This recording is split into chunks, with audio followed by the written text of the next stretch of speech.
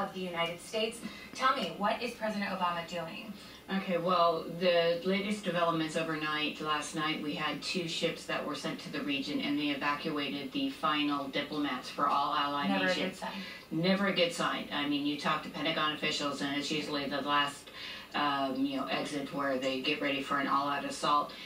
Sources that I've been in contact with say that there is most likely going to be a ground invasion on this war, as the Saudi Arabia, with the military personnel that we've trained and provided them with, have done a good job, and they've taken control virtually of all the airspace over Yemen. So as of today, they've controlled the air. Now they need to go in on the ground, and they're going to be doing that using the Egyptian troops. And we discussed this last week, that Egypt's President al-Sisi is proving to be quite the deal maker for the region. Let's talk about this map. Let's explain this here. Okay. Yes, this is what we talked about also again last week.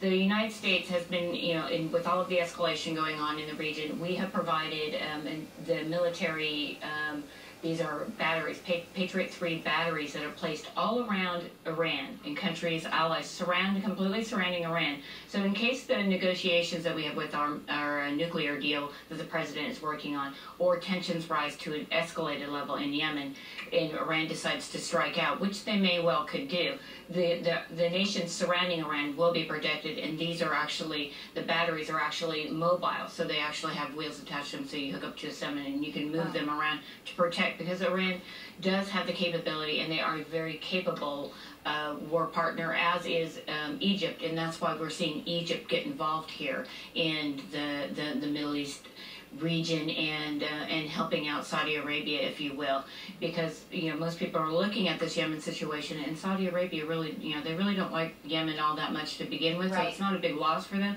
But the Iranian component here, with the Houthis and them getting money and resources from Iran, who has been providing a very good asymmetrical war. And I just would like to finish up with the fact that we all have to remember that it was Iran who invented the IEDs that tripped us up in the Middle East there with our war when we went into Iraq and Afghanistan. So they're very capable at cyber war. They're very capable at fighting proxy wars, and we're in the middle of these tense negotiations that should have some sort of conclusion this week. So it's going to be a lot to watch, and we're all going to be watching it here this week. Always appreciate your expertise, truly. And to read more from Kimberly's full reports, you can go to san diego6.com.